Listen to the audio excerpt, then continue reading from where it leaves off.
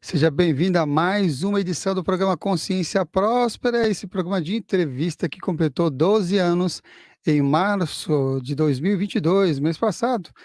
E desde março de 2021 estamos transmitindo entrevistas ao vivo aqui de segunda a sexta-feira ao vivo e estreamos mais um programa no mês passado também. Estamos hoje com 9 convidados ao vivo por semana, então a gente recomenda que você se inscreva lá no nosso Insta.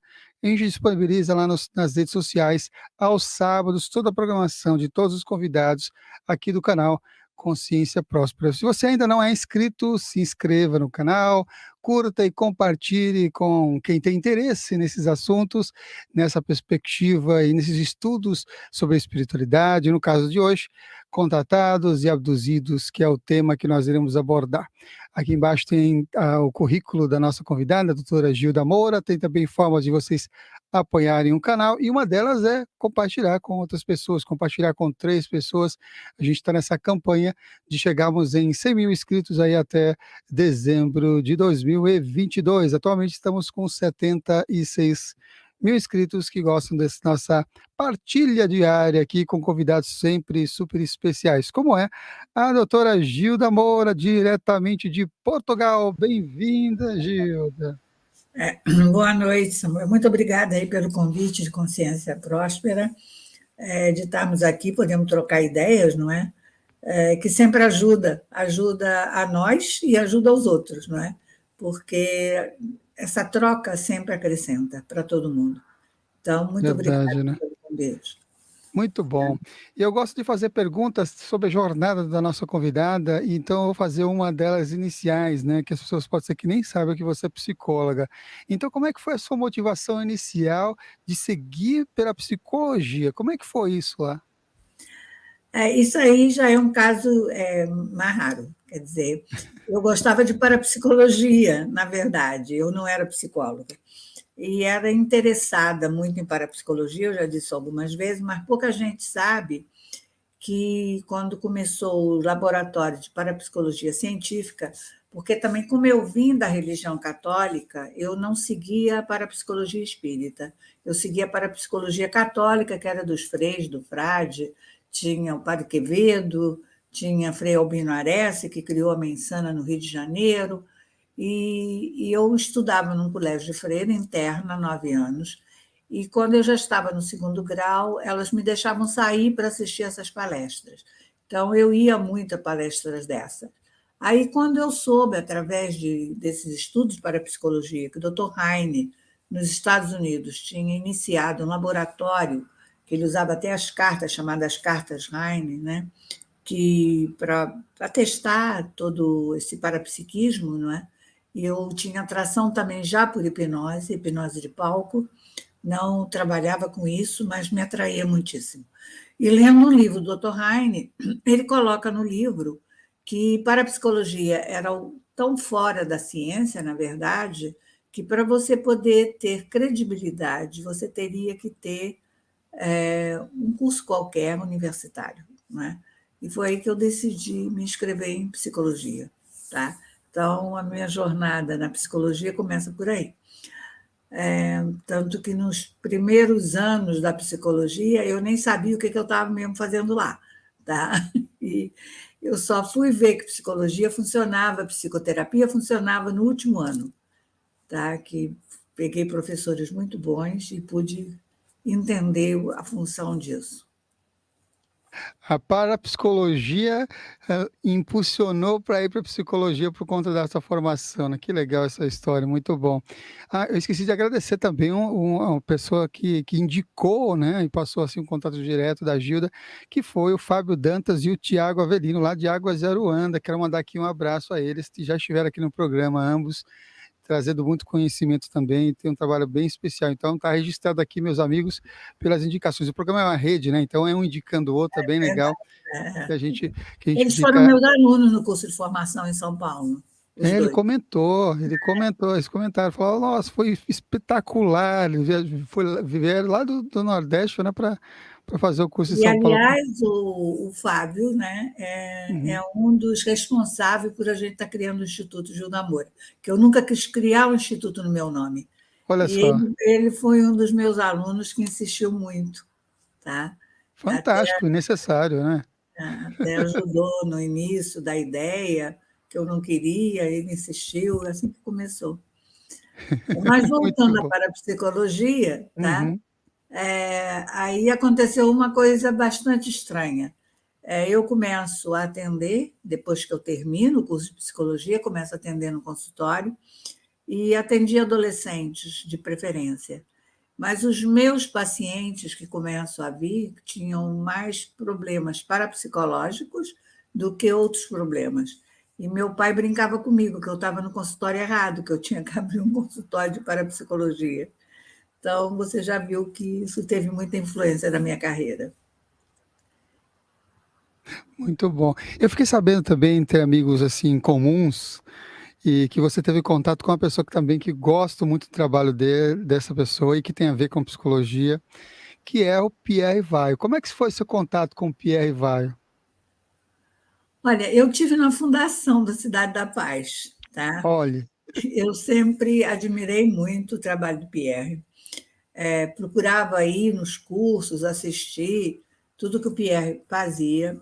E eu me lembro que, não me lembro se foi um ano, 2 anos, uns anos depois, que a Cidade da Paz, que lá já estava, a Universidade da Paz já estava funcionando, aquilo já tinha bastante movimento, eu encontro o Pierre num congresso e ele me faz um convite, se eu queria ir para a Universidade da Paz, ajudá-lo a montar de uma forma mais científica o estudo da ufologia. Tá? Só que, quando ele me fez essa oferta, eu estava num momento muito complicado da vida, eu estava, inclusive, querendo me mudar para Portugal, porque é a segunda vez que eu venho morar em Portugal, e eu não aceitei o convite para ir. Eu teria que ir para Brasília, e naquela época não daria para que eu fosse. Tá? Depois eu vou reencontrar o Pierre outra vez, não só aqui em Portugal, nos congressos de psicologia transpessoal aqui. E quando eu fui apresentar o meu livro Rio Subterrâneo pela primeira vez, que foi aqui, num congresso, quando ele saiu publicado, eu estava em Portugal e teve esse congresso de psicologia transpessoal, o Dr. Mário Simões pediu que eu falasse sobre o livro. E naquela época eu tinha muita dificuldade de contar a minha história, tá? Eu era psicóloga e contar história de contato era uma coisa difícil para mim. Mas eu aceitei, eu estava lançando o livro, eu tinha que explicar um pouco o que tinha acontecido. E aí eu vou para dar a palestra. E quando eu fui dar a palestra, eu vejo assim na minha frente, bem na frente, todos os cientistas do congresso estavam lá para me assistir. E eu comecei a contar a minha história e comecei a ficar com os olhos cheios d'água, achando que eu não ia conseguir acabar de contar. E eu começo a passar slides e vou para a pesquisa e paro de contar a minha história. E quando eu termino a palestra, Pierre se levanta e diz assim: Ô Gilda, você esqueceu de acabar a história. Esse era o Pierre. Tá? E depois, quando eu vou ter aquele encontro da Amazônia, na tal fazenda do Picanço, eu estou no Congresso de Transpessoal em Manaus, e a segunda vez que eu vou lá, depois da minha grande experiência, na primeira vez, o Pierre vai comigo, tá? E é o dia que a gente, na verdade, até consegue filmar uma sonda. O Pierre estava junto conosco lá. Tá? Então, eu tenho do Pierre muito carinho, muitas lembranças, todas muito positivas. para quem quer conhecer um pouquinho mais sobre a Unipaz, tem aqui vídeos Dulce Magalhães, Roberto Creme, entre outras pessoas aqui que têm gravado aqui entrevistas no canal Pesquise. Com o Pierre a gente não conseguiu gravar, ele já estava já um tanto debilitado quando a gente começou o programa em relação fisicamente, né? Mas, Hilda, você comentou sobre essa sua relação sobre a psicologia ligado ao catolicismo, mas você tinha um caminho espiritual antes de ser contatada? Não, a não ser, eu era muito católica só, e começo a buscar, justamente por causa da parapsicologia, eu começo a buscar todo tipo de fenômeno, mas não ligado à ufologia, tá? mais ligada mesmo ao desenvolvimento da minha espiritualidade, da minha consciência, é que eu vou começar a pesquisar isso. Na verdade, antes do meu contato, eu estava esquecendo, né? Acontece um fenômeno, eu começo a pesquisar desde que eu saí da faculdade. Na verdade, eu tinha um interesse muito grande em entender a diferença entre os médios e os esquizofrênicos, que eu já te disse, eu não era espírita. E minha mãe tinha mesmo assim aversão que eu chegasse perto dos fenômenos espíritas. Eu acho que eu conto isso nos meus livros, que quando começa a abrir minha consciência, que eu começo a tomar conhecimento dos fenômenos mais espirituais e espíritas, é que eu vejo que a família toda tinha abertura para isso, só na minha casa com a minha mãe é que não. Então, eu começo aí a pesquisar, eu começo a centro espírita, eu começo a pesquisar médiuns, e do mesmo jeito que eu vou para o Hospital Pedro II, no Rio, estudar toda aquela parte da doutora Anísia da Silveira, com os esquizofrênicos, porque eu queria entender essa diferença. Né? Eu, como psicóloga, para mim era muito importante entender a diferença de um psicólogo para uma mediunidade. Quer dizer, quem vê coisas, experimenta coisas, escuta vozes, qual seria a diferença disso? Isso para mim era muito importante. E eu começo a pesquisar médios, e um dia um desses médios diz que eu teria facilidade de escrever, que eu fizesse um experimento, que eu ficasse num lugar quieto, pegasse lápis e papel, com pouca luz, e me concentrasse que eu ia escrever. Quer dizer, hoje em dia eu sei que é chamada psicografia, mas eu dou em hipnose isso como escrita automática. E eu me concentrei, e aí, Samuel, aconteceu um fenômeno. Eu, que nunca tinha passado por fenômeno nenhum, me assustei, porque, não, antes de acontecer o fenômeno, não aconteceu nada, na verdade. Eu aí fechei meus olhos e fiz aquela pergunta: se tiver alguém aí que queira se comunicar comigo, que se comunique agora. Nisso, minhas têmporas ficaram assim, tremendo, tá? Meus olhos, a tela mental ficou muito escura, muito preta, e começou a passar uma luzinha no meio dessa tela mental, com letrinhas, igual como teve no Pão de Açúcar há muito tempo, passava aquele jornal com as letrinhas, que passava, aquilo começou a passar. E, ao mesmo tempo que aquelas letrinhas passavam na minha cabeça, minha mão começou a escrever. Tá? E daí começa a outra busca, né, para saber o que era aquilo. Tá? E nessa sua pesquisa, vou aproveitar que você citou Isso tudo isso. Antes do contato. Tá? Isso tudo antes de contato, exatamente. E nessa sua pesquisa, eu vou aproveitar que você tocou nesse assunto, a gente entrevistou aqui diversos médios, entrevista diversos médios, alguns tanto quanto conhecidos até. Qual é a conclusão que você tirou dessa diferença entre um esquizofrênico e um médio? Qual a diferença entre a Olha, esquizofrenia e a mediunidade? existe no próprio manual de psiquiatria, tá? Existe atualmente muito fácil. A diferença está no controle. O médium tem controle de todos os fenômenos e de tudo que acontece com ele. Ele entra e sai do transe com controle. Um esquizofrênico, um psicótico não tem controle. Tá? Ele é tomado por essas forças, energias ou mesmo partes da personalidade dele, e ele não tem controle sobre isso. Tá? Isso, simplificando bem, é isso. Maravilha. E o que é a noite especial e que fenômeno foi esse, Gilda? Pois é. Para mim foi bastante difícil, mas volta a ter a ver com a parapsicologia, não é? Porque a minha curiosidade foi porque eu gostava disso, então o que era fenômeno me atraía, eu queria conhecer, queria saber. E eu volto do consultório um dia de noite, tem um convite, eu já contei isso em algumas lives, tem um convite para ir para uma festa, e eu normalmente não iria a uma festa assim, do outro lado da lagoa, no Rio de Janeiro, à noite, sozinha, e minha amiga insistiu que eu fosse, ela não tinha sido convidada, e eu vou. E chegando lá, numa festa de alto nível, com caviar, champanhe, garçom de luva, e todos os convidados, a maioria só falava inglês, e gente da ONU. Eu não entendi muito o que eu estava fazendo lá, mas eu estava meio de tradutora, mas simplificando a história, para não torná-la muito longa, eu tinha sido assaltada no Rio de Janeiro naquela semana. E começa a conversar com uma das convidadas, falando sobre isso, e por aí fomos falar em parapsicologia.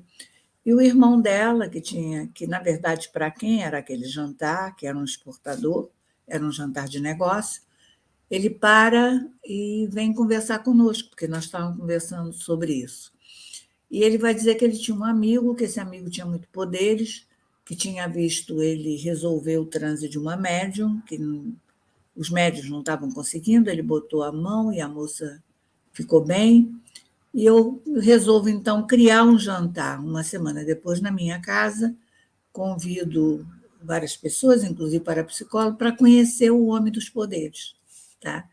Então, é assim que a coisa, sempre a minha curiosidade em entender um fenômeno parapsicológico, que para mim eu nem chamava um fenômeno mediúnico, mas sim um fenômeno parapsicológico. Né? Aí é que vai ter o meu primeiro encontro com o que seria a parte ufológica ou a parte extraterrestre. Não é? E o que ocorre nesse jantar na sua casa? Nesse jantar, essa pessoa chega, eu preparei a empregada, porque eu queria também apresentar um jantar à altura daquele outro, não é? Que não tinha garçom de luva, nem caviar, nem champanhe, mas tinha uma empregadinha treinada para pelo menos entrar na sala, recolher os copos, um jantar preparado com carinho, bem feito. Nós éramos um grupo mais ou menos de 10 pessoas. Tá? Então, naquela época, todo mundo bebia uísque, se conversava, sentou aquela roda, todo mundo bebendo, e quando eu vi que os copos estavam vazios, eu me levantei. E eu só fui entender o que aconteceu comigo muitos anos depois, quando eu vou ao Congresso do MIT. Vou explicar agora o porquê. Ao me levantar, eu me afastei do grupo e fui para o bar. Tá? E a pessoa, o convidado especial, que tinha poderes, foi atrás de mim. Né? E quando ele chega perto de mim, ainda com o copo dele vazio, que eu não cheguei a servir ninguém, não é? Ele olha para mim e diz assim: você sabe por que eu estou aqui? E quer dizer, ele me paralisa, não é? Sabia a minha vida inteira, não feito um médium, mas sabia detalhes a vida inteira, passado, presente e futuro, tá? E ele diz assim: você está aqui porque eu estou aqui para o que vai acontecer com o planeta na transição, e você está aqui para isso também. Tá? E me paralisou. E aí começa a contar a história dele, que ele tinha sido contatado. Ele não se diz extraterrestre, nem híbrido, nem nada. Ele se põe como um contatado no vulcão das Ilhas das Canárias. Tá? Só que ele era um homem que tinha sido, inclusive, diplomata. Ele era advogado, diplomata, era pessoa de alto nível, né? De educação, de tudo isso. E me paralisa. Eu não me dou conta que estou paralisada, mas fico paralisada. E só me dou conta que passou 2 horas quando ele diz assim: agora nós voltamos, que hoje em dia eu sei que isso é volta de hipnose. Na época eu não sabia. Não é? E quando ele diz isso, a sala começa a se mexer. Você vê, os copos estavam vazios. Naquelas 2 horas, a empregada não entrou na sala, ninguém se mexeu, nem foi no banheiro, nem bebeu água, nem pegou uísque. Tá? A sala, quer dizer, ele não parou a mim, ele parou o tempo da casa toda. Tá? Na época, eu não tinha a menor ideia do que fosse aquilo, né? Só quando a minha amiga disse 11 horas, você não vai servir o jantar, é que eu percebi o tempo que eu tive paralisada. Né? E aí passa-se o jantar, e depois do jantar sentamos outra vez em roda, e ele vira-se para o grupo e diz assim: como é que vocês se sentiriam se tivesse um extraterrestre no meio de vocês? Bom, se há de convir que a pergunta foi tão chocante que ninguém respondeu nada, não é? E depois ele vai segurar a minha mão e diz para mim que a minha vida muda a partir daquele dia. E realmente muda. Porque aí eu vou ter a subida de Kundalini, a consciência vai mudar tudo. E depois são eles que vão comprar ingresso e vão me levar a um congresso de ufologia, porque eu também não queria saber de ufologia. E é assim que eu Olha só. Foi aquele mesmo grupo, aquelas pessoas que depois é para o seu primeiro congresso de levo ao ufologia. congresso de ufologia, exatamente. E onde ocorreu esse congresso? Foi No um Rio também? congresso com dois que não estão mais na ufologia, que era o Carlos Reis e o... Oh, meu Deus, esqueci o nome dele. Daqui a um pouco eu lembro. Que é um grande amigo meu, na verdade, que atualmente ele é astrólogo, lá de... Você talvez saiba quem é. Lá de Curitiba. E os dois fizeram uma apresentação que eu comecei a achar que aquilo era possível de estar acontecendo.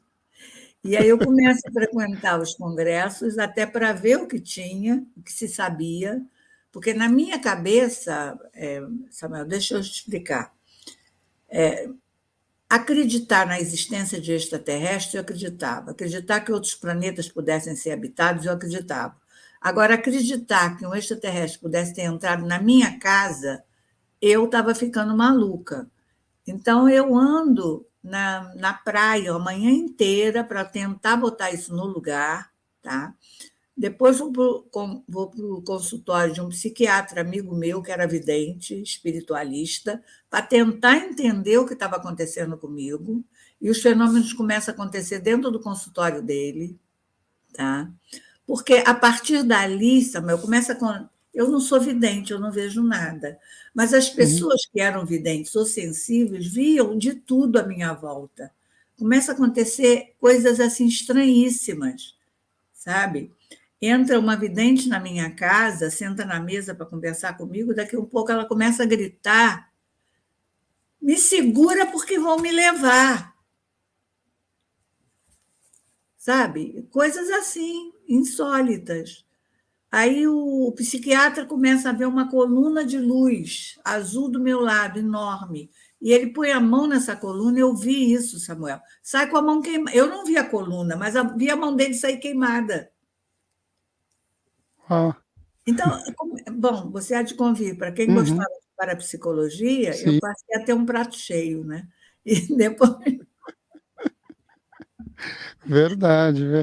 Nossa, deixa eu fazer uma pergunta relacionada ao que você citou, porque pode ser também dúvidas para diversas outras pessoas. Eu até estou lembrando aqui de um autor, depois eu cito esse autor também que traz muito desses conhecimentos relacionados ao que você citou. Você disse que depois dessa experiência, desse fenômeno de ser contatada, aconteceu de você ter um despertar da Kundalini. Então, o que é a Kundalini? Como é que ela se relaciona com a abertura de consciência? Como é que ela se relaciona com a espiritualidade? Falar um pouquinho sobre esse estudo, porque você, como psicóloga e gostando de parapsicologia, você foi a fundo para entender o que é que estava acontecendo, né? Mas eu nem fui para entender o que estava É acontecendo mesmo. comigo. Isso é que é engraçado. Eu não Hum. sabia que eu tinha tido uma subida de Kundalini, tá? Eu ficava catatônica toda a tarde, durante 1, 2 horas, fazia uma viagem, viajava para dentro da nave, para outros planetas, para outros lugares. Depois eu voltava, e a sensação que eu tinha é que eu estava levando choque antes disso acontecer. Eu achava que era extraterrestre que estava me dando choque, tá? Depois, as minhas 2 unhas do meu dedão ficam pretas e caem, mas eu achava que eu devia ter dado uma batida. Eu não tinha ideia. Eu vou estudar Kundalini quando eu começo a pesquisar os primeiros casos de abdução. E principalmente a Suzy, porque ela tinha uma energia imensa e eu não sabia o que era aquilo. Como é que uma pessoa traumatizada, cheia de problema, podia estar com uma energia daquela?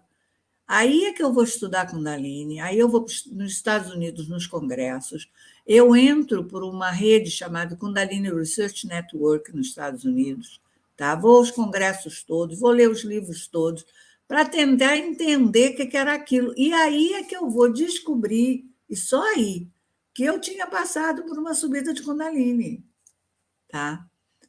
Que Muito tempo depois.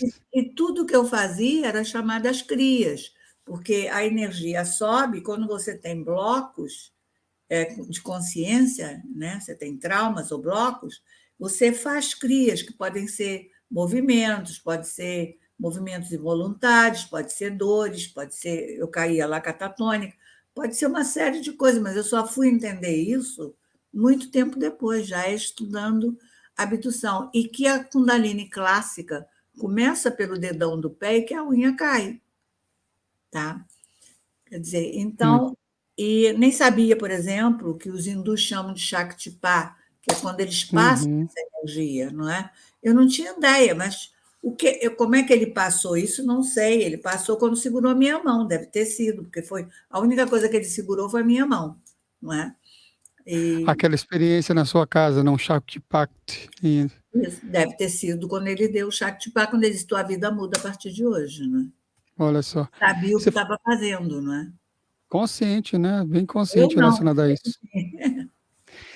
E para as pessoas que estão acompanhando, cria não é cria que C-I-R-I, não é cria do sânscrito, viu? É cria de Kriya Yoga. Depois vocês pesquisem para vocês saberem. KRY, Isso cria. mesmo, que é outro estilo de cria. Gilda, e qual a gente abriu o programa lá como chamada, né? Fazendo uma pergunta, né? E aí você falou depois que foi buscar e atender essas pessoas, né? Os contatados, né?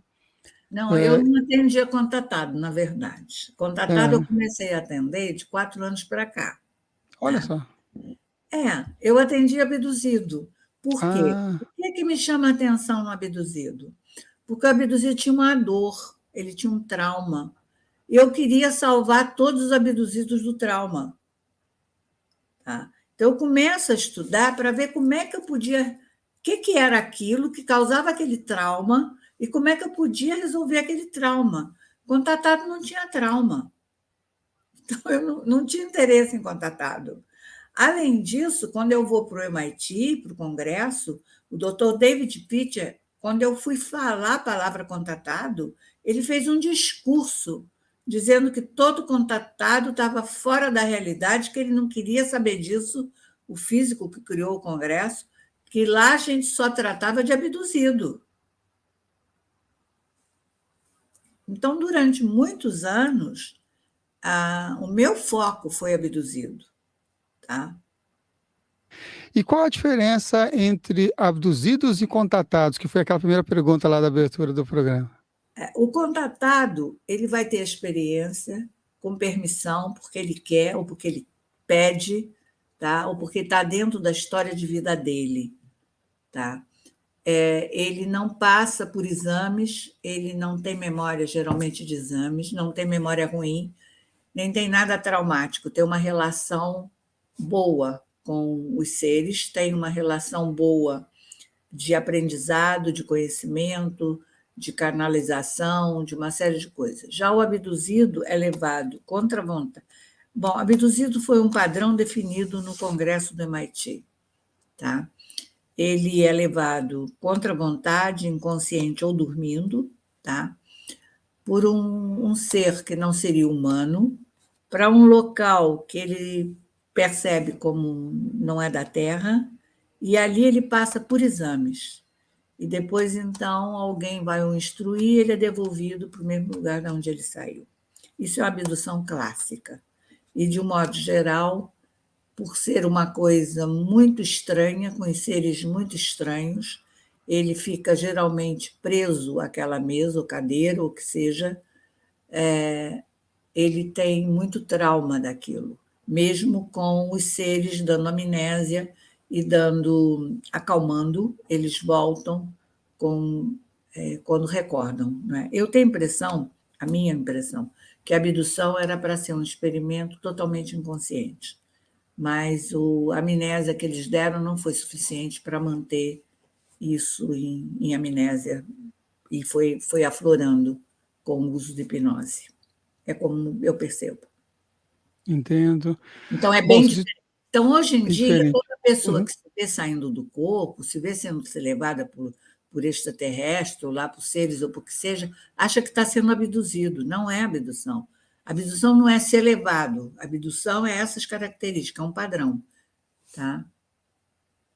O resto é contato, não é? Entendi. Então, os que saem fora do corpo e têm essas experiências, então é um contatado e não Um um contatado, abduzido. exatamente. Agora, E, e qual é a incidência atualmente você falou que nos últimos 4 anos tem se dedicado muito mais às pesquisas dos contatados e dos abduzidos. O que aconteceu, em não, relação à continuo, incidência dos continuo abduzidos? com os abduzidos, não só. Eu geralmente dou assistência a contatado, abduzido e híbrido, quer dizer, de um modo geral, não é? Mas eu digo, o foco ficou no contatado como maior, até porque tem uma organização americana chamada FREE, tá? Que atualmente é a que melhor faz essas pesquisas, e que ela fez uma pesquisa mundial e chegou à conclusão que o grande fenômeno é o contato. A abdução é uma porcentagem muito pequena dentro das experiências. Tá? E aí eu passei a me interessar pelos contatados, quando eu descobri contatados muito centrados, muito bem, sem ter tido nem muita ajuda, que passaram por muita coisa, tiveram turbulências, tempestades com raios e trovões, e estão a nível de consciência bastante bem atualmente. Aí eu Que achei fa que eles tinham alguma coisa para aprender e para ensinar. Tá? Uhum. E aí resolvi começar a A reunir. trabalhar com eles. E você tem um grupo, né? Compartilha para quem está nos acompanhando também, como é que funciona esse grupo de contatados. A gente atualmente estamos fazendo. Começamos com encontros presenciais em São Paulo, antes da pandemia, e no Rio de Janeiro. Fizemos uns 10 ou 12 encontros presenciais, tá? E em que as pessoas iam, a gente dava uma pequena palestra, e o que é a diferença do nosso espaço? É um espaço sem crítica, é um espaço de apoio, é um espaço de entendimento. É proibido criticar ou julgar. As pessoas têm o direito de colocar qualquer coisa que elas tenham experienciado de o que a gente chama fenômeno anômalo. Pode nem ser de contato, desde que seja alguma coisa estranha, anômala, tá? E nós todos, todos os terapeutas da minha equipe, como eu e o grupo todo, sabe que o que nós temos que fazer é apoiar e fazer essa troca, porque essa troca de experiência que vai nos fazer entender o fenômeno um pouco mais. Ninguém tem a verdade toda, todos nós temos um pedacinho desse quebra-cabeça, e se não nos juntarmos, nós nunca vamos entendê-lo. Então, uma vez por mês, atualmente, nós demoramos muito depois da pandemia a retomar. Tínhamos só 2 pequenos grupos de WhatsApp, e aí retomamos fazendo online, e que é uma vez por mês, as pessoas se inscrevem, que a gente distribui um lugar em que você se inscreve, ali já sai o link do Zoom, tá? É de graça, a gente pede uma doação para a criação do Instituto, tá? De R$ 20, para quem puder ou quiser dar, ou mais ou menos, ou nenhum, ninguém é obrigado. É só quem quiser ou puder nos ajudar, fazer essa doação. Então, nós, nesse dia do encontro, nós temos primeiro uma meditação para fazer ancoramento, depois tem 2 palestras de 20 minutos cada uma, que vai trocando tema e vai trocando quem fala, entre eu e toda a equipe. A equipe toda geralmente acompanha. Depois nós temos um fórum de discussão em cima do assunto da palestra, que, por sinal, esse sábado, eu não tenho falado, mas esse sábado eu vou falar sobre o contato e abdução, e a segunda vai ser sobre ancoramento. E depois tem os depoimentos que as pessoas têm, que as pessoas escrevem as histórias para nós. Infelizmente, a gente só pode deixar uns 7, 8 falar, e assim mesmo dura 5 horas o encontro, não é? Porque a gente recebe 40, 50 relatos, não é? Então, a gente, de um modo geral, sorteia, porque não temos como separar quem vai falar. E depois dos relatos também há perguntas, e no final tem mais uma discussão em cima do que ficou em dúvida, e fechamos com uma meditação. Então, o encontro é isso. Tá? Você citou, né, essa sua experiência. Bom, quem quer mais informações, tem aqui o e-mail, ó, passou agora, gmcontatados@gmail.com, e também tem o site institutogildamoura.org. Depois vocês se informam, veja lá como é que vocês conseguem também se inscrever para fazer parte desse grupo. Olha só que beleza. E aí, Gilda, você citou aí descreveu, na verdade, né, as experiências ambientais, psíquicas, vamos chamar assim, dos contatados, de tempestades, trovoadas e tudo mais, e tem coisas boas para se passar também relacionadas a isso. Então, eu vou fazer uma pergunta, que eu gosto de fazer essa pergunta, porque a maioria das pessoas que acompanham o nosso programa passam, já passaram ou estão passando por processos semelhantes. De que forma que nós podemos lidar com a chamada noite escura da alma, as nossas crises? Como é que a gente pode lidar com esses momentos tão desafiantes? Sendo Olha, nós contatados o ou meu não, livro, né? o meu livro Transformadores de Consciência foi para isso. Por quê? Onde é que eu vou comparar o transformador? Eu falo até da noite escura da alma nos transformadores, porque eu vou comparar o processo do contato, tá? Ou da abdução, ou o que seja, com o processo do crescimento espiritual ou da abertura de consciência. Não é?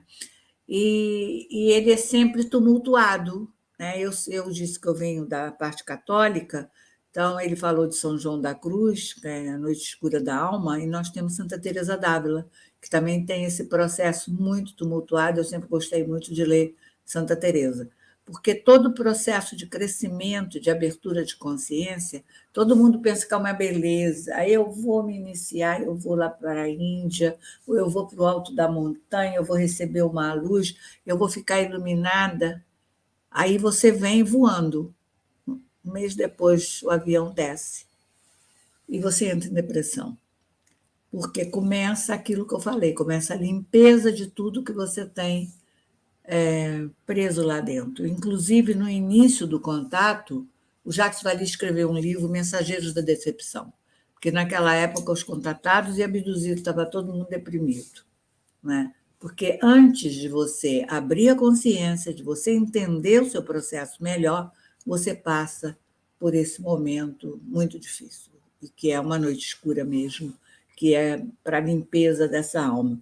Agora, ele está perguntando, é um processo, você tem que estudar muita coisa. Hoje em dia até é mais fácil, porque quando eu comecei, havia muito pouco terapias integrativas ou terapias alternativas, coisas energéticas, muita coisa energética atualmente, que ajuda as pessoas a trilhar esse caminho e ir se centrando e se estabilizando, ancorando a sua energia, aprendendo a lidar com ela, tá? Porque a energia do contato é muito forte, do mesmo jeito que toda a energia que você recebe no processo iniciático também é muito forte, tá?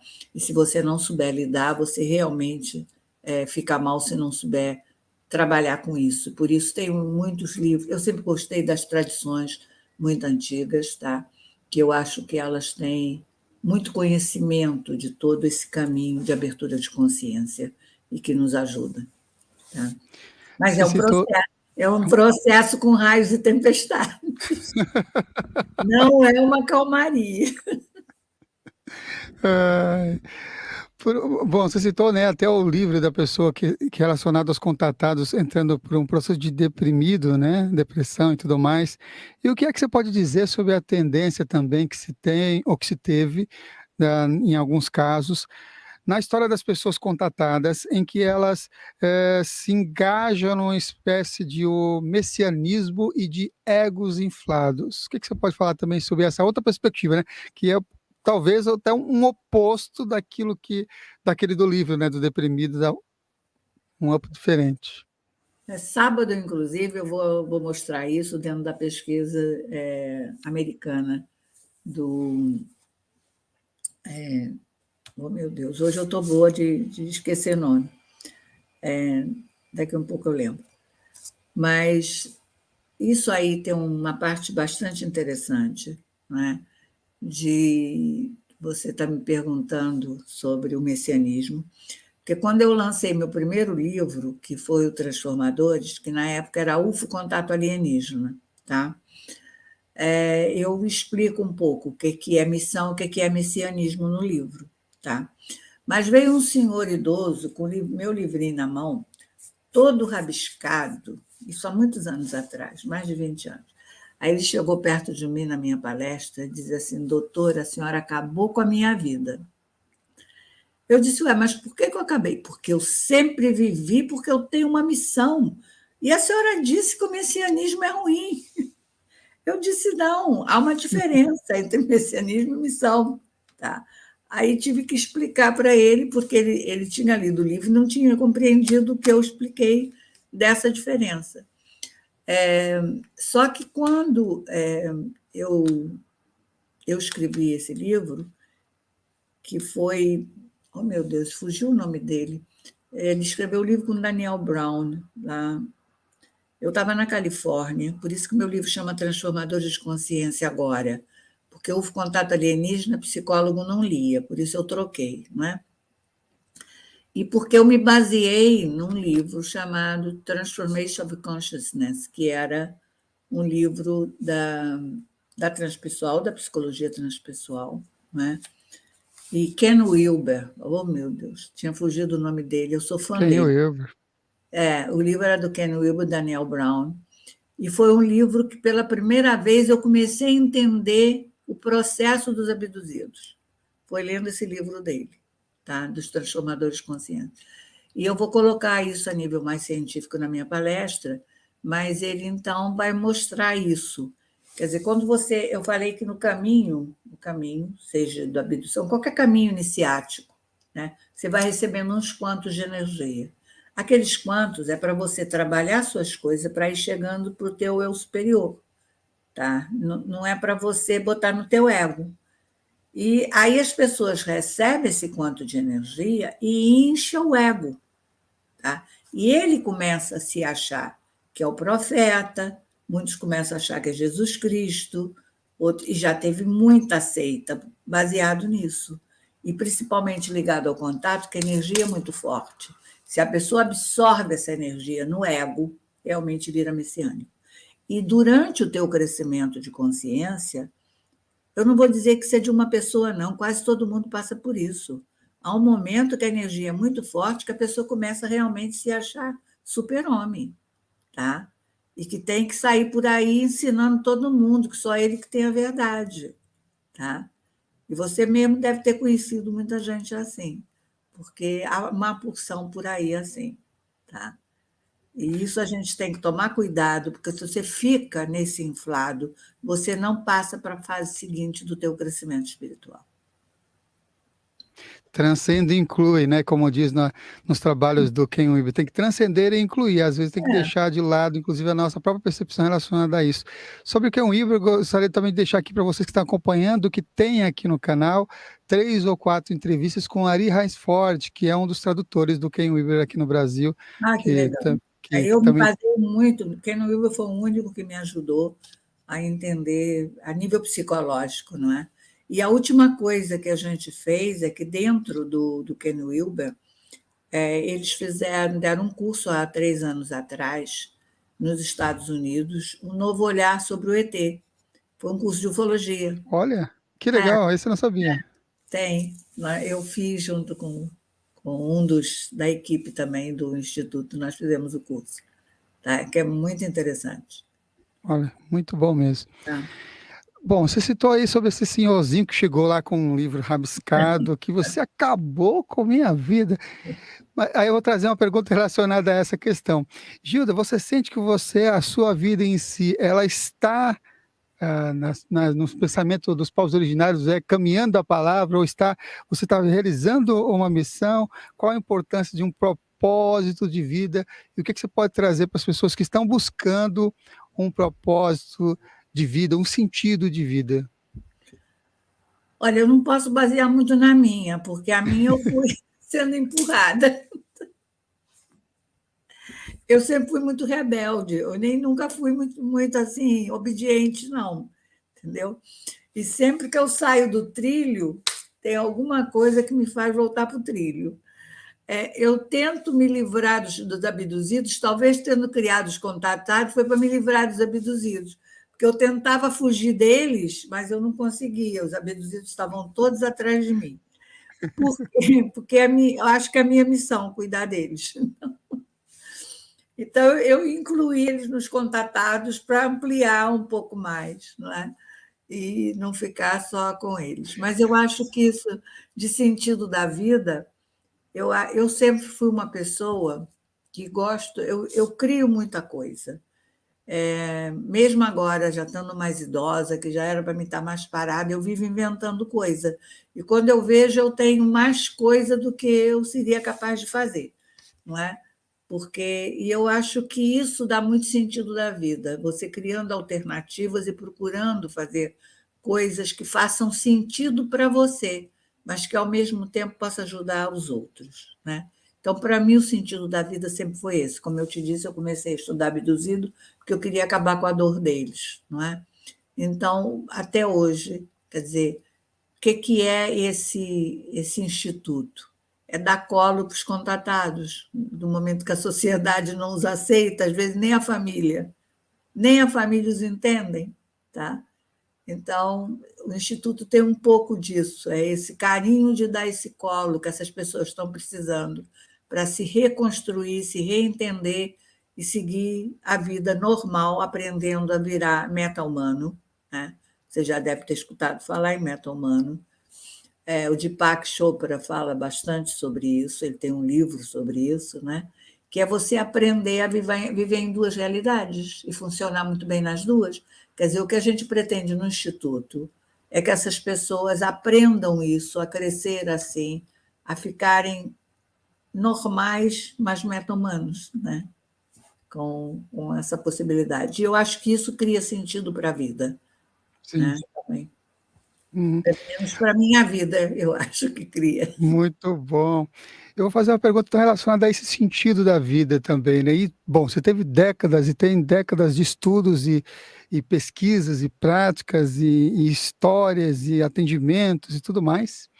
E hoje, atualmente, nesse momento, como é que você vê a experiência da vida encarnada aqui nesse corpo, nesse momento, nesse físico, e sua percepção, sua visão sobre vida após a morte física e reencarnação? Bom, reencarnação eu não acredito como do jeito que falam da reencarnação, porque para mim tempo não existe. Então eu acho que passado, presente e futuro está junto, tá? Isso é uma das coisas que o meu contato repetia muito, tá? Que tempo só tem aqui, tempo não existe. Então eu acho que a gente não foi alguma coisa, a gente é alguma coisa e vai ser alguma coisa. Para mim é tudo dentro dessa concepção de que no presente está tudo incluído e nós somos várias personalidades ou vários fractais de personalidade de uma única energia.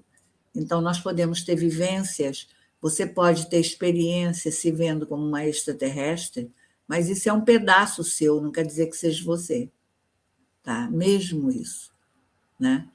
Então, para mim, eu tenho a minha experiência, o meu sentido, o que eu acho que eu sou, né? E o que eu estou fazendo aqui, né? Então, Ramon, que é o do meu contato, ele costumava dizer o seguinte: o que são 70 anos, 80 anos de vida aqui no planeta para quem vive mais de 1000? Então, eu acho que eu encaro um pouco a vida assim. Eu acho que em alguma outra dimensão, um fractal meu, um pedaço meu, uma outra Gilda, está hibernando. Está invernando. Acordar. Diversas vezes você citou aqui o MIT, esse congresso, né? E até citou o caso desse doutor que falou assim: olha, deu daquele discurso, não, aqui é só abduzidos, não é contatados, né? Me diz, você ainda, será que atualmente ainda se tem aquela noção de que ainda se pensa que o abduzido é alguma doença nova Não, isso lá no mental? Congresso, não, não. Já no próprio Congresso chegou à conclusão que não, né? O Congresso foi muito feito por causa disso, porque se achava que a abdução poderia ser uma nova doença psiquiátrica, mas quando se viu o que acontecia no mundo inteiro, não podia ser. Era realmente. Agora, o que é, Samuel, até hoje ninguém sabe. Nós temos os Sim, relatos, nós temos as consistências dos relatos. Agora, isso realmente, porque isso não se passa, como mesmo lá em Harvard ficou definido, a abdução não se passa nessa realidade, ela se passa em duas realidades. Tá? A nível científico, a gente só pode estudar uma realidade, a gente não pode estudar a outra. Tá? Mas ela tem esse intercâmbio, e os seres mudam de forma também, do mesmo jeito, dentro desse intercâmbio. Tá? Então, o que é isso? A gente só consegue verificar o reflexo disso no teu cérebro atual, tá? Mas você não pode saber exatamente o que fez aquilo no teu cérebro. Foi um estímulo externo a você, mas que estímulo é esse? Nós não sabemos, tá? Então, eu não sei até onde a abdução, não estou falando do contato, tá? A abdução realmente foi só uma hibridização, foi um experimento que já acabou, tá? E esse experimento tinha que função, tá? Se era só criar híbridos, ou se isso tudo não foi um experimento projetado. Nós não sabemos.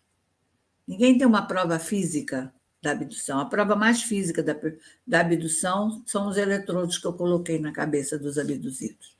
Não existe mais nada físico. Ninguém trouxe um instrumento do ET para mostrar que instrumento que usaram lá com ele. Entendeu? Quer dizer, uhum, então, foi físico, foi, deixou marcas, deixou, foi traumático, foi, tá?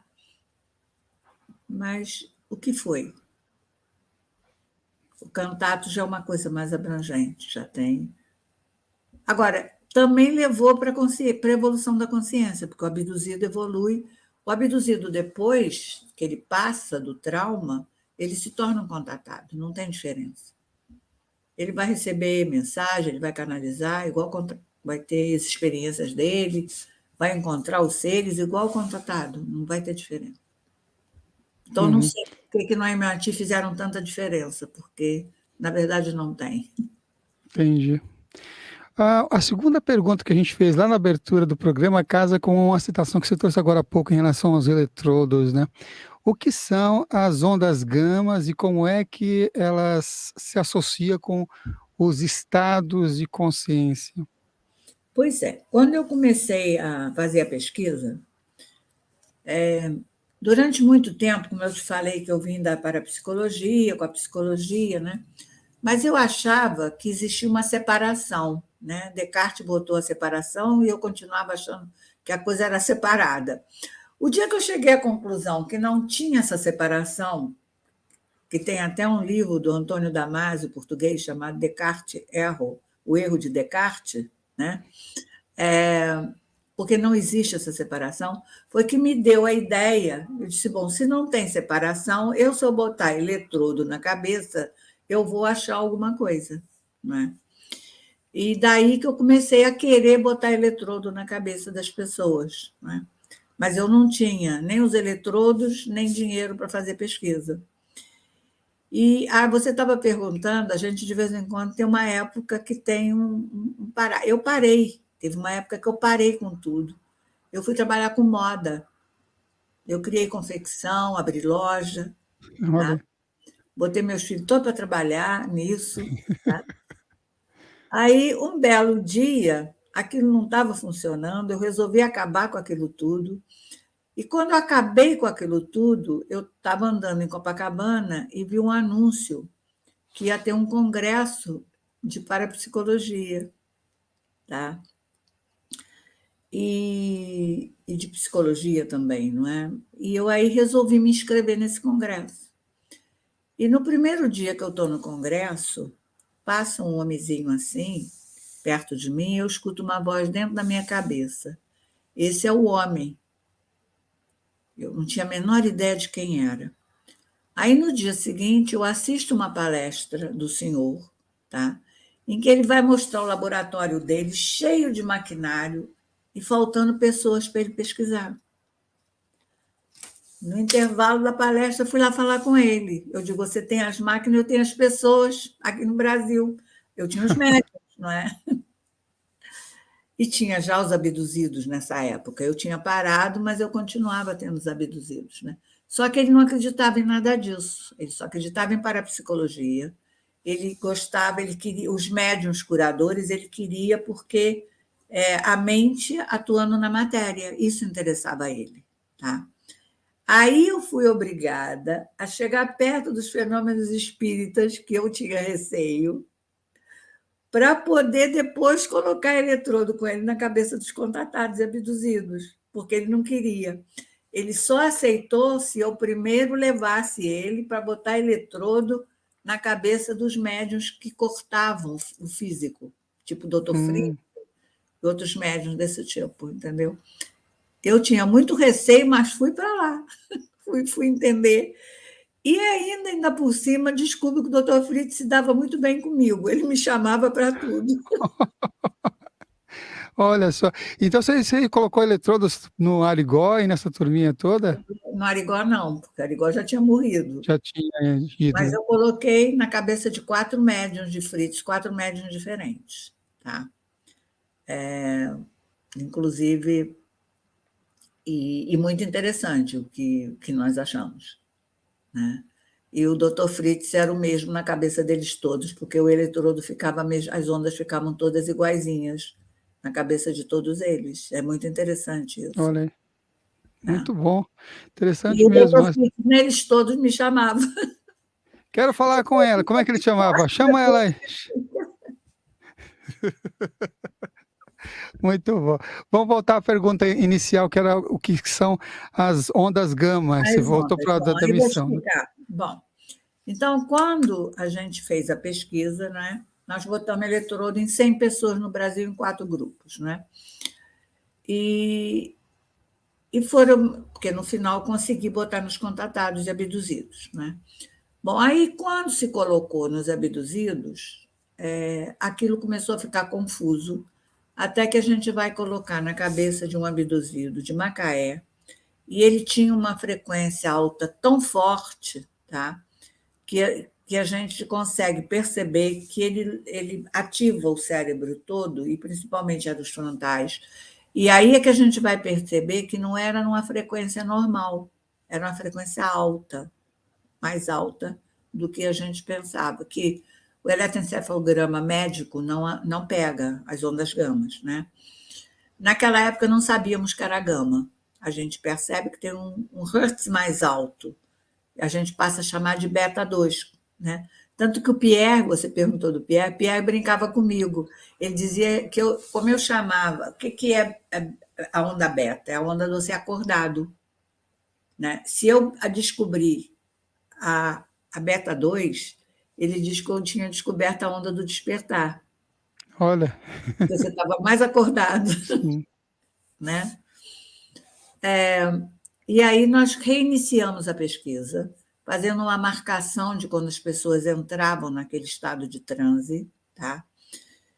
E aí separando esses pedaços, e aí descobrimos que eles faziam um aumento de frequência só nessa área frontal adjacências, tá?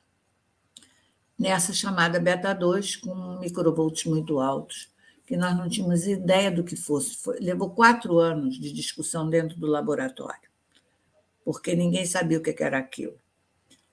Depois é que vai ter as pesquisas do Dalai Lama, que vão falar de ondas gama, e que a gente vai entender que nós tínhamos achado gama nos frontais, que nós não sabíamos.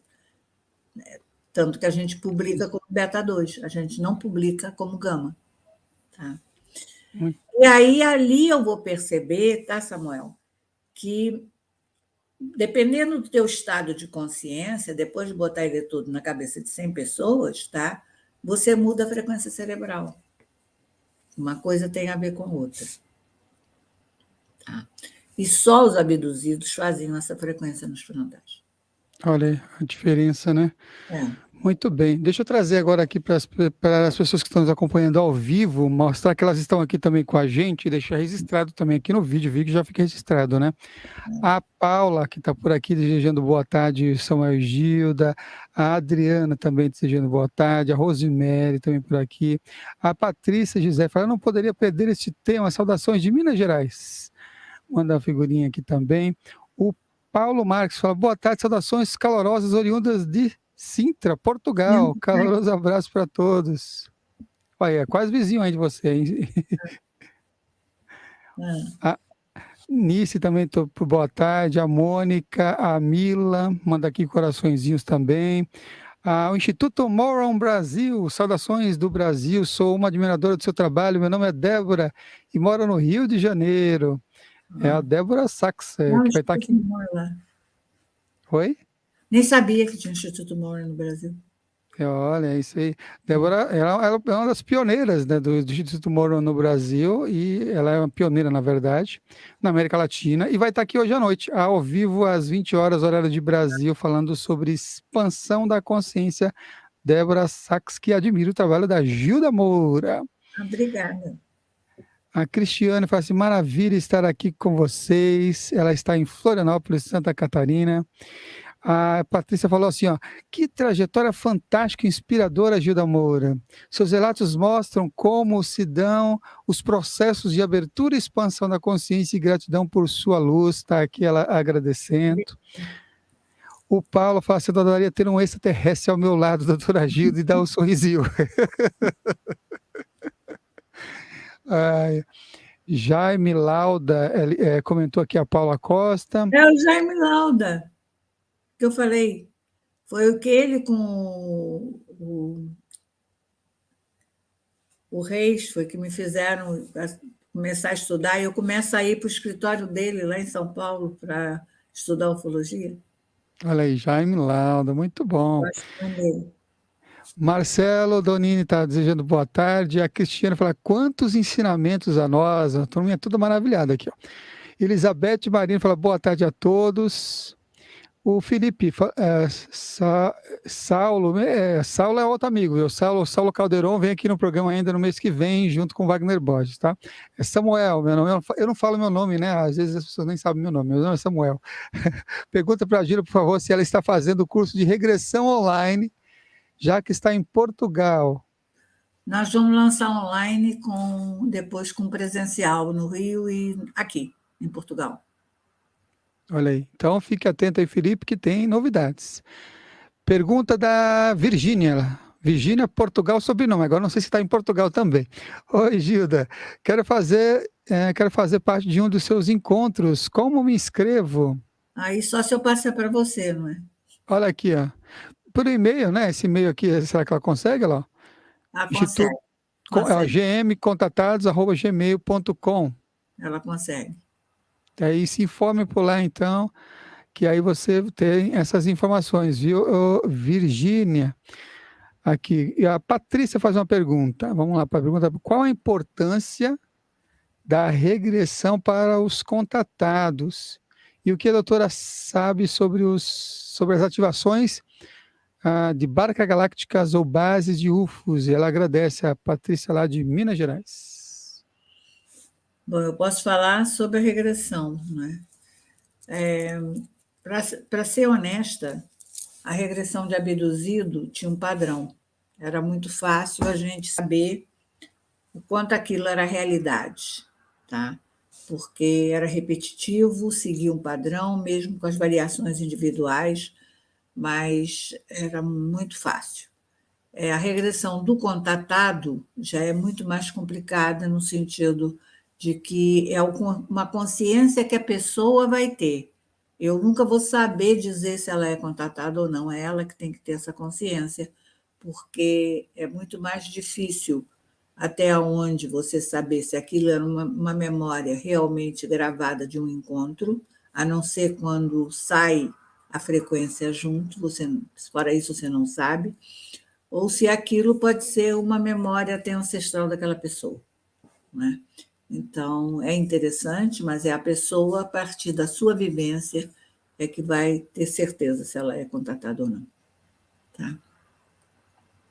A gente já entrevistou aqui no programa diversas pessoas que falam sobre essa temática, né, de seres de outros lugares, de outras localidades. E eu sei que a Gilda gosta do termo alienígena. Então, o que é que são os alienígenas e por que alguns desses pesquisadores Agora, na não pesquisa, têm não não têm faz, utilizado até o termo extraterrestre? porque, a não ser que eu use o extraterrestre como o Fábio Serpa usava, Fábio Serpa, você sabe quem é, sabe? Argentino? É Ano, ele? é. Ele dizia que extraterrestre era extra nossa cultura, tá? Extraterrestre como extra nossa cultura, eu até posso usar, mas na verdade é porque nós não sabemos o que são essas figuras, como eu já falei, elas podem trocar de forma, não é? Então ninguém sabe na verdade o que você está vendo, né? Já na Igreja Católica diziam que você podia ver um lindo anjo de luz e seu demônio. Então, os seres têm essa facilidade de troca de aparência também. Um reptiliano, já numa regressão, eu já vi ele mostrando que ele pode se apresentar como um mestre de túnica branca e barba, e, na verdade, ser um reptiliano. Então, é muito difícil você realmente saber com o que você está lidando, não é? Mas eu me perdi na pergunta sua. Por que que você utiliza Alienígena. alienígenas e o Então, por extraterrestre? isso era alienígena. Uhum. Atualmente, o FRI coloca entidade não humana, tá? A gente não sabe o que Entidade é, não mas não é humana. humano. Não é espírito humano, é uma entidade não humana. Muito bom. Deixa eu voltar aqui para os comentários, perguntas que as pessoas estão enviando aqui para a gente. O Paulo E Marques faz extraterrestre seria extraplanetário, quase, né? extraplanetário. Exatamente. Então, seres não humanos. Aqui é o Paulo. É possível um contatado ou um grupo de contatados terem acesso à ciência superior, agroglifos? Eu não lido com agroglifos, essa é a parte do Jevaé. Ah, Muito bem, Paulo. Veja lá a entrevista de ontem com o pesquisa. Java. É, não faz parte da minha pesquisa. O Paulo faz uma pergunta aqui em relação a uma consciência globalizante hierarquizada. Que isso? Não entendi também em que ponto que você fez a E se ele pergunta. estiver querendo saber que é aquela tipo inteligência de colmeia, que vários têm, quando vários seres têm a mesma consciência, não sei se é Ah, isso. explica para a gente então o que que seria essa consciência de colmeia para quem está acompanhando também. É que é muito comum, muitas vezes, o contatado se vê encontrando com seres, né? E que esses seres não têm uma consciência individualizada, eles todos repartem a consciência. Então, é como se fosse uma consciência de colmeia. E parece que isso é quando já tem muito avançado espiritualmente. São os que têm isso. Olha Não, aí. não tem individualidade, é Uhum. grupal. A consciência é grupal. Dá bastante pano para reflexão, hein? Juntar esses conhecimentos com as ideias do Ken Wilber, aí dá bem essas perspectivas, né, dos níveis de consciência lá. Bem legal.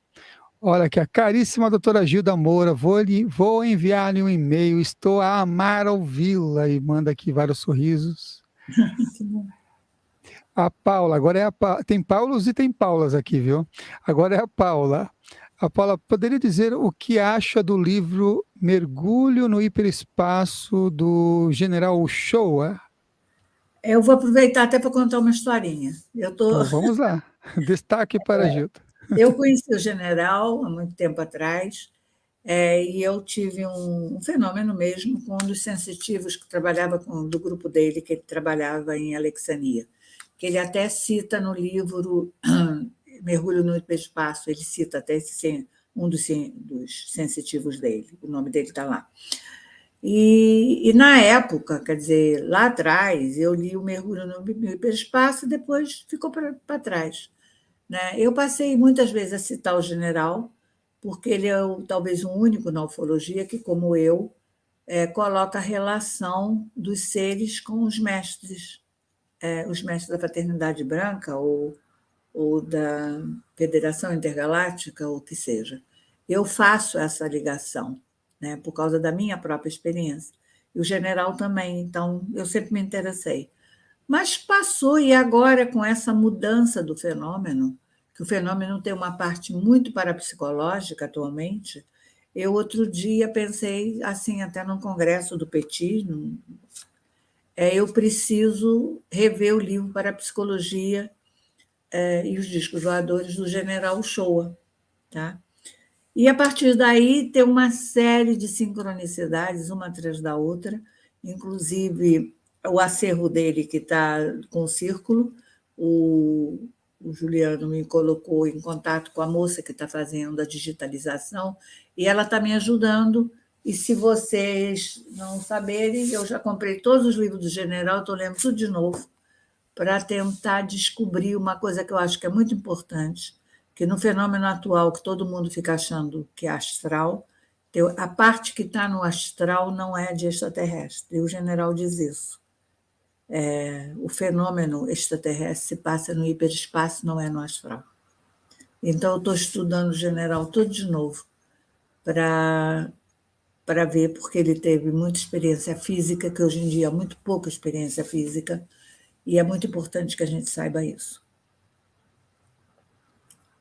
Muito bem, olha, relendo todos os livros do Showa para ver essa Entender o que ele designa por hiperespaço, na verdade. Porque no fenômeno atual, que é todo fora do corpo, e para mim, o que está no astral não é o certo, é fora o contato. O que acontece no astral, para mim, são espíritos fantasiando de extraterrestre, tem uma invasão no astral, para mim, tem reptiliano no astral. Então, a gente tem que sair do astral e entender o que é esse outro espaço. E o general faz isso na pesquisa dele. Por isso que eu estou voltando a entender, tentar entender onde é que o general chegou. Maravilha. Boa pesquisa. E aí depois vamos convidar a Gilda para vir aqui de novo para trazer as conclusões dessa extensa pesquisa. Vocês já viram que ela já mostrou aqui que não para mesmo, ela não para, é uma pesquisa atrás de outra pesquisa, atrás de outra pesquisa, inventa moda, né? Não só moda lá de confecção, mas moda de outras coisas para se estudar e se pesquisar. Não para mesmo, Gilda. Olha aqui, Gilda, mais elogio. A Cláudia, lá de São Paulo. Adoro a doutora Gilda, pelo que sei, nunca tive contato, mas tem uma afinidade imensa. E ela agradece aqui, gratidão a Cláudia Gonçalves, que está aqui nos acompanhando. O Paulo falou que viu lá a entrevista sim, sobre os agroglifos. E aí tem uma pergunta aqui do Gerard sobre suicídio. O que você pode falar sobre suicídio? Eu não tenho acompanhado muito suicídio atualmente, tá? Mas houve uma parte que a gente tem uma pesquisa sobre controle da mente eletrônico, tá? Que é chamado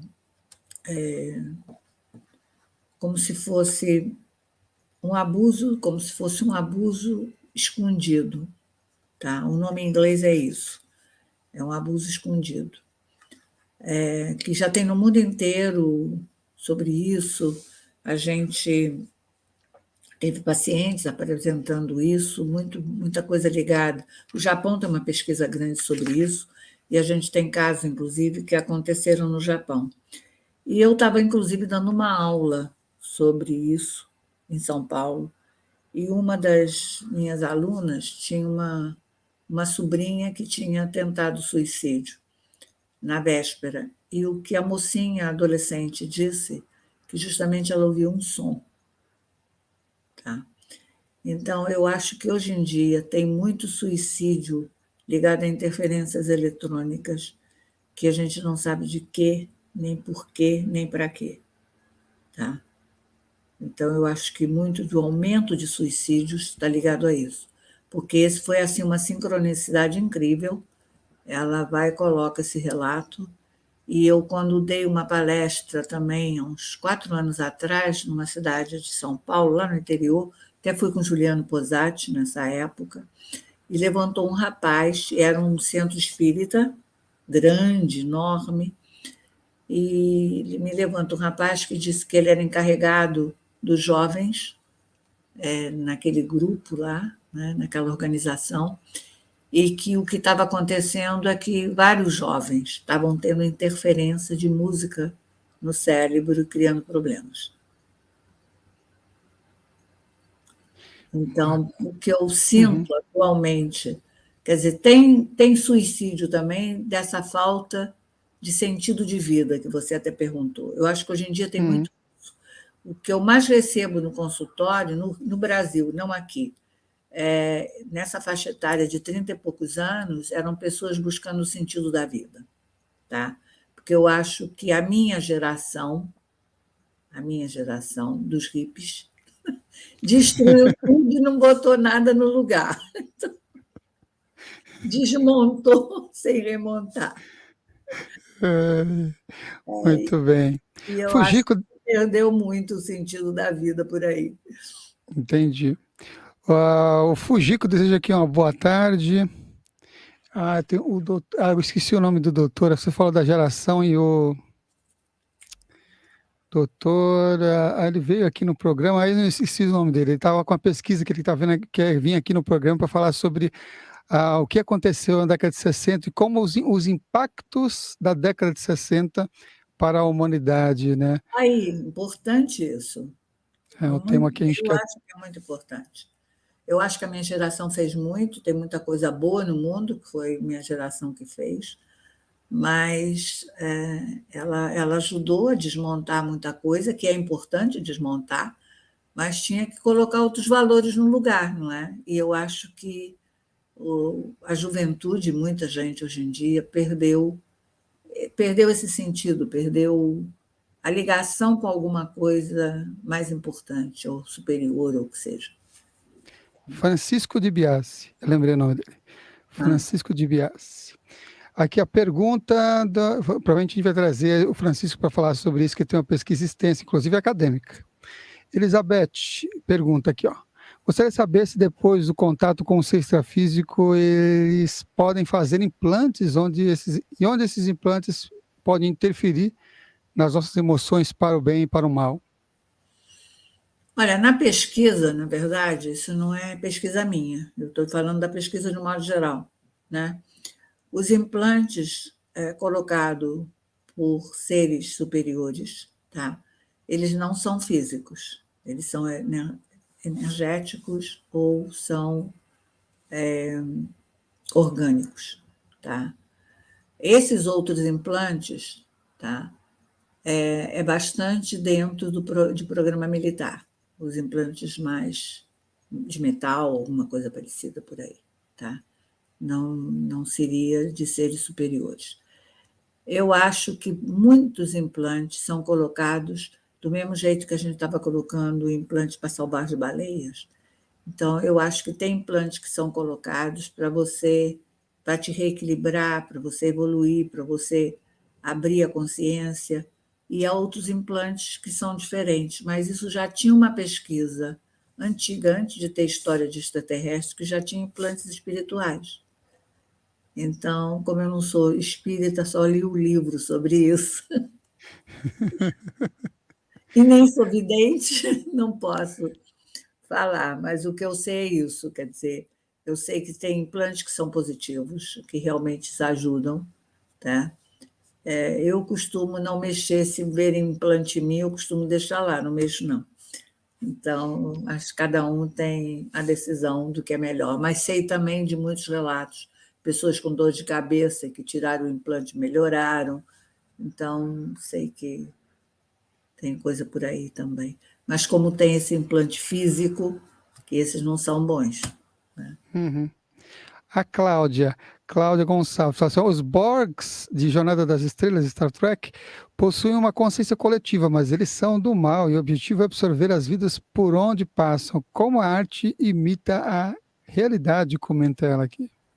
Não, eu também acho. Eu acho que o Star Trek foi dado tudo para eles mesmo para fazer esse filme. Esse filme não foi criado à toa. não é? Então, esse filme já era um preparo para a humanidade de muita coisa. Foi intuído, foi recebido, tudo que se passa lá. Então, mas esses seres que eu já vi em regressão não eram maus, de consciência coletiva, mas eram bons. Pelo menos nas regressões que eu fiz em que encontrei esse tipo de ser. A Paula Costa agradece, obrigado pela resposta. Tudo a ver com as percepções do meu grupo de estudos, necessidade de estudar e praticar a paranormalidade para entender melhor o hiperespaço. Ela comenta aqui, olha, vai lá maratonar então aí os livros do show junto com a Gilda. Muito bem, Paula. Agora tem a Agnes. Doutora, todos os abduzidos e contatados fazem ondas cerebrais alteradas ou somente os que passaram por uma experiência muito traumática? Como foi sua primeira experiência com o estudo das ondas? Pergunta a Agnes. Olha, eu só vou poder responder essa pergunta dela quando agora eu acabar a análise que nós estamos fazendo dos novos eletrodos que a gente colocou há 2 anos atrás, em 24 pessoas, para comparar com a primeira pesquisa, tá? E para ver o que mudou, se atualmente esses contatados atuais e abduzidos atuais têm o mesmo tipo de frequência ou não, tá? Essa pergunta que ela fez é muito interessante e muito importante, porque eu não já houve um momento em que eu achei que talvez a frequência alta tivesse a ver com trauma. Por isso que a pergunta dela é importante. Você citou lá no nosso início do nosso bate-papo uma experiência. Você pode compartilhar essa experiência que você teve, esse fenômeno que aconteceu lá na Amazônia? Foi uma experiência muito forte lá. O Edson Boaventura, outro dia, deu uma entrevista na Carol Capella, e até ele colocou uma foto em que eu estou, lá em Varginha, junto com um grupo, e é uma foto muito interessante, porque essa foto rodou muitas vezes na internet, ligada ao caso Varginha, mas tinham me tirado da foto, e eu tenho a original e eu estou na foto. E o Edson mostrou lá na Carol, agora eu na foto, que eu tinha Legal. desaparecido da foto. Era como se na internet tivessem me tirando do caso Varginha, alguém, não sei quem, entendeu? Porque eu tinha sumido. O que tem essa foto de importante? Que ali o Edson disse para nós, para mim e para o Dr. John Mack, que estava acontecendo um fenômeno numa fazenda em Manaus. Muito importante. Era maio e que o fenômeno estava acontecendo desde janeiro. E que já que nós estávamos indo para um congresso na Amazônia, de psicologia transpessoal, na verdade, era Tecnologias do Sagrado, o nome do congresso, era um congresso americano do Stanislav Grof, com 800 cientistas do mundo inteiro, tá? E era um congresso que nem era para ter brasileiro, que nem ia ter tradutor, mas depois apareceu tanto brasileiro que ele teve que colocar a tradução. E eu estava indo para esse congresso com o Dr. John Mack, porque eu tinha entrado nesse congresso pelos Estados Unidos, e não pelo Brasil. E aí, quando ele soube, ele pediu ao Gilson Mitoso, que era o ufólogo da Amazônia, tá? Que estava pesquisando esse caso, que nos levasse na fazenda, que era a 20 quilômetros de Manaus, para ver o que estava acontecendo. Então, quando nós chegamos em Manaus, o Gilson já nos recebeu com flores e foi nos levar, eu e o John Mack, na fazenda. Tá? E desde o caminho, o carro começou a falhar, já no caminho para a fazenda. E quando chegamos lá, é que eu fui saber de toda a história era longa, já tinha começado em janeiro, já tinha tido até vídeo da TV de Manaus, já muita gente tinha ido lá, muita gente já tinha visto o fenômeno, já tinha sido fotografado, desenhado, já tinha de tudo o tal do fenômeno. E o fenômeno era diário, e acontecia a cada 2 horas, então bastava você ir lá que se alguma coisa ia ver, entendeu?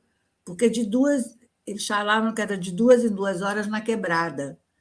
Era 2h30, 4h30, 5h30, isso é a quebrada. Tá? E só acontecia assim, certinho, tá? Naqueles meses todos. Então, nós fomos para lá e quando chegamos, ele tinha convidado outras pessoas sem nos avisar. E aí sentamos numa sala, eu tenho até essa foto, está sentada o pesquisador, eu, o doutor John Mack, o Picanço, que era o dono da fazenda, botamos tripé, máquina de filmar, gravador, e começou a entrevista. De repente, eu tive vontade de sair. Eu estava de sandália, coloquei um tênis no pé e fui lá para fora. E quando eu chego na varanda, eu vejo no horizonte, no céu, duas estrelas, uma vermelha e uma branca. E eu mostro para a dona da fazenda, ela diz, não, isso é estrela. Mas daqui um pouco eu olho, elas tinham trocado de lugar. Eu disse, não é estrela, porque trocou de lugar. E aí eu fico olhando e sai todo mundo atrás de mim, né? E largam tudo lá dentro. A máquina de filmar, gravador, tudo ficou lá dentro. E a gente desce, tinha assim como se fosse uma porteira, tá? E aí juntaram outras pessoas que ele tinha convidado.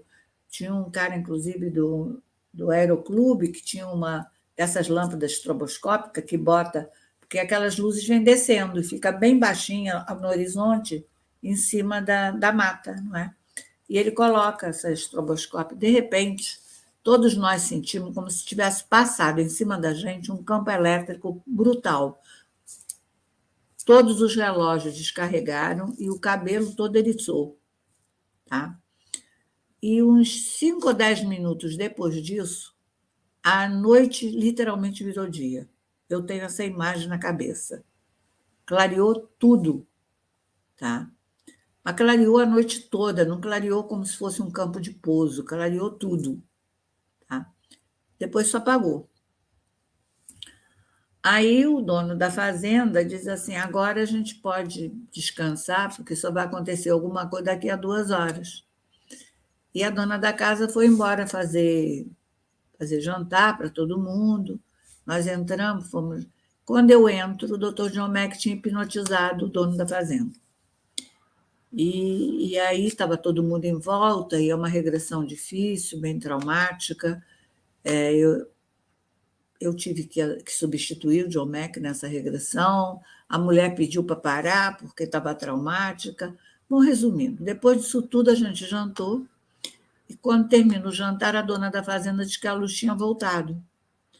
E vamos todos lá para fora, aí já era uma luz diferente, era uma luz branca piscando, é muito baixa por cima das árvores. E um grupo resolve subir na caixa d'água para ver se via a luz por cima. Eu fico na varanda com o doutor John Mack, tinham 2 japonesas que eu não sei quem são. Tá? De repente, Samuel, dá 2 relâmpagos no céu, a gente olha para o céu por causa dos relâmpagos, e o céu literalmente abre e desce uma enorme bola branca, assim como se fosse uma enorme lua cheia. Tá? E aquilo vem descendo. E o doutor John, do meu lado, só diz assim, a coisa mais parecida com o UFO que eu já vi. Tá? Depois a bola sobe e some. Tá? Bom, isso foi o que eu vi. O que eu assisti foi só isso. Né? Passo os anos, um belo dia eu encontro com o JJ Benítez, do Cavalo de Troia, conto para ele essa historinha que eu estou te contando, ele olha para mim e diz assim, não é possível, eu não acredito. Você e o John Mack, como uma pessoa chegasse e te contasse essa história, você regredia a pessoa. Vocês têm que ser regredidos, o que aconteceu está no inconsciente de vocês. O que tinha acontecido? Eu tinha, dentro dos curadores que eu tinha feito pesquisa, eu tinha a previsão de que eu ia para um lugar que tinha cientistas do mundo inteiro, cheio de árvore, e que a nave ia descer. Só que eu não vi a nave descer. Eu saí de lá frustrada, eu não vi nave descer. Só que, Samuel, eu passo 6 meses sonhando toda noite com uma nave descendo. Tá? Aí eu ligo para o doutor John Mack e disse, John, nós temos que ser regredidos. O JJ Benítez diz que nós estamos primários, que nós já tínhamos que ter sido regredidos. Como meu filho morava em Boston, eu aí vou para Boston e ele chama um psiquiatra amigo dele para ajudar, para a gente se regredir, né? E aí tem um detalhe, independente do que eu vi, porque o que eu vou ver que é mais importante já é na segunda regressão, que vai ser feita em Portugal, que é onde eu vou reviver mesmo o que aconteceu. Na primeira eu vi, mas foi meio corrido, porque primeiro a gente hipnotizou ele demorou, quando chegou a minha vez, o tempo estava curto, a regressão foi curta, eu vi menos. Mas o que tem de importante na regressão do Dr. John Mack? Ele não viu quase. Mas o que ele percebeu foi suficiente para mostrar o que tinha acontecido. Por quê? Ele não recordava, tinha passado 3 anos, ele já não recordava de nada, ele só recordava da estrelinha, da luzinha vermelha e da luzinha branca. Que a noite virou dia, ele tinha esquecido, da bola branca que tinha descido, ele tinha esquecido, ele já tinha esquecido tudo. Quando eu regrido, ele começa a ver tudo aquilo que ele tinha esquecido. Ele vê a noite virar dia, ele viu as pessoas, ele viu tudo. Tá? Aí tem um detalhe importante. A gente viu a noite virar dia, mas a gente não viu nenhum farol em cima dos olhos. Quando eu chego nessa parte, na regressão dele, ele tapa os olhos e diz assim: apaguem a luz, que está doendo nos meus olhos. Nós estávamos numa sala na penumbra. Tá? Eu boto ele para trás, volto para esse tempo outra vez, ele outra vez bota a mão na cara. Apaguem a luz, que a luz está machucando meus olhos. Quer dizer que teve farol em cima da gente, que a gente não recorda. Não foi só a noite que virou dia. Tá? Ele não consegue passar daí, ele estava com muito medo por causa da regressão traumática do outro, né? Mas aí ele começa a dizer uma coisa que é muito importante, que vai ter a ver com a minha regressão depois. Ele começa a dizer assim: eu não sei o que está acontecendo, eu não quero ir para frente, mas eu estou sentindo um êxtase no meu peito. Eu estou em êxtase, não sei o que é. Tá? Que é a segunda parte, que eu que depois vou recordar por que ele ficou com essa sensação de êxtase. Então, em resumo, é isso. Tá? Aconteceu muita coisa, mas resumindo. Fantástica, fantástica experiência. Todo mundo está comentando aqui também. Aqui, que história incrível. Estou agradecendo aqui, doutora, já, fã do trabalho, todas essas experiências que você compartilha. E a gente já passou do horário, estamos caminhando para o fim. Eu tenho que fazer uma pergunta, senão eles vão falar que a gente fez clickbait, né?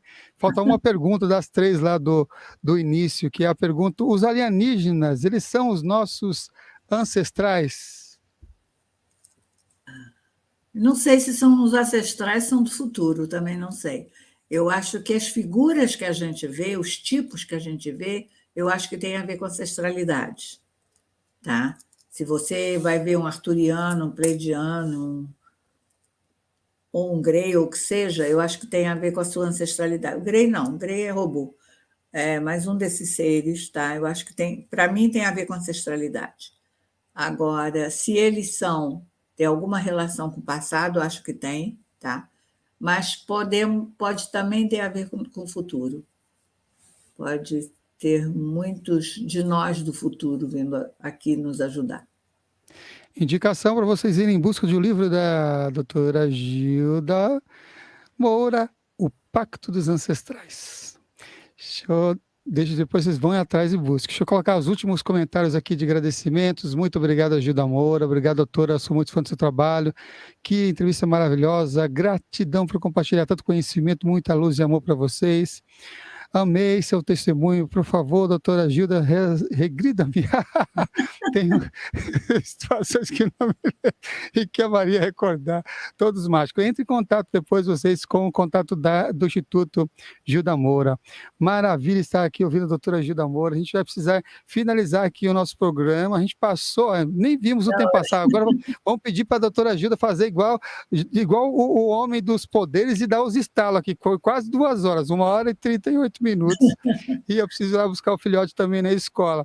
Gilda, eu quero super agradecer a sua disponibilidade, o seu carinho, toda essa partilha, toda essa entrega também na informação e tudo mais. Eu vou te convidar mais vezes, mais para o segundo semestre, sabe que está sempre aberto por aqui. Agradecer a todos que participaram aqui com a gente, mandando suas perguntas, suas interatividades. Entre aí, ó, está terminando, então entra lá no site, o institutogildamora.org, e para quem quer participar também do grupo, ó lá, gmcontatados@gmail.com. GM de Gilda Moura, gmcontatados@gmail.com, e você tem essas informações. Mais uma vez quero agradecer aqui a Gilda, agradecer a todos que de alguma maneira colaboraram para a gente estar aqui hoje, nesse momento, e pedir para ela deixar uma mensagem de encerramento dessa entrevista. Então, a finalização do programa é sempre o nosso convidado ou convidada que faz o encerramento. Então, vamos deixar ela trazer aqui uma mensagem nessa entrevista que passou assim, voando. Gratidão. Tá, gratidão a você, gratidão a todos os que assistiram e que compartilharam. A única mensagem que eu tenho nesse momento, tá, é que vocês ouçam o seu coração, e porque geralmente no coração a gente sabe o que é verdade e o que não é verdade, principalmente quem tem contato, tá? Tem que sentir isso para saber com o que está lidando. Então, o que eu desejo de vocês é a crença de que nós estamos no processo de transformação, que realmente é essa transição planetária, e que muito em breve, esse breve eu não sei quando será, esse breve de contatado pode ser anos, tá? Mas fiquem atentos aos sinais do céu, principalmente os naturais, que nós vamos entrar em algum momento, vamos ter uma abertura maior para sabermos um pouco mais quem somos nós, tá? Tá, obrigada a vocês todos e que tenham muita fé nesse futuro.